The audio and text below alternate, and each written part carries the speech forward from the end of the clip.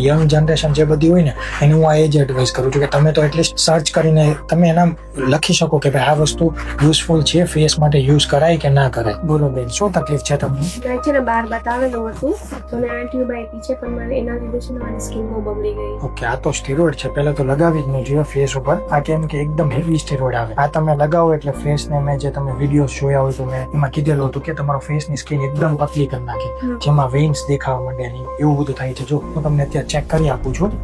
અત્યારે જો તમારા ફેસ પર ઓલરેડી ડેમેજ થયું જ છે. આ ઝીણી ઝીણી પતલી વેઇન્સ તો તમે મિરરમાં ચેક કરજો એકવાર. એનો મતલબ હવે આનું કોઈ સોલ્યુશન નથી.